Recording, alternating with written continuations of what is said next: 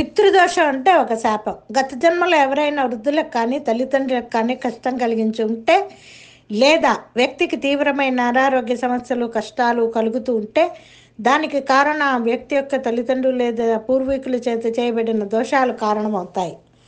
పూర్వీకులు చేసిన కొన్ని దోషాల వలన వారి తర్వాతి తరం వారు కష్టాలు పాలవడం, పితృదోషాలకు గురి కావడం జరుగుతుంది. జాతక చక్రంలో ఇటువంటి దోషాలను గుర్తించవచ్చు. పితృదోషాల వలన అనేక రకాలైన సమస్యలు కలుగుతాయి.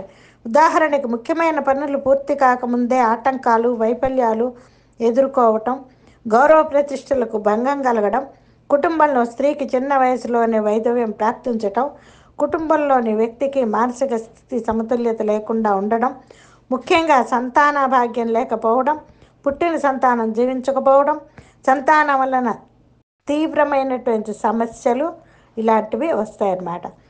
ప్రతి మనిషి తన జీవితంలోని పితృరుణం తీర్చాలి. దానివల్ల పితృలు తృప్తి చెందుతారు, వారికి ముక్తి లభిస్తుంది. మృత్యువు తర్వాత సంతానము వారి తండ్రి గారికి శ్రాద్ధము చేయనెడల వారి జీవిత వస్తును అనాథాదరణ చేసిన ఎడల వారి జీవిత వస్తను వాళ్ళ జీవిత యొక్క అవస్థను అనాదరణ చేసిన ఎడల పునర్జన్మలో వారి కుండలిలో పితృదోషము కలుగును. సర్పహత్య చేసినా కూడా పితృదోషం కలుగును. పితృదోషమును నివారించుటకు నియమించబడ్డ పితృ కార్యములు చేయవలను. అది మీకు సంభవము కానేడల పితృపక్షములో శ్రాద్ధము చేయవలను.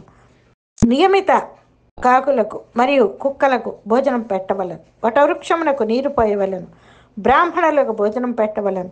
గోవును పూజించవలను. విష్ణువును పూజించుట లాభదాయకము. సర్వేజన సుఖినో భవంతు.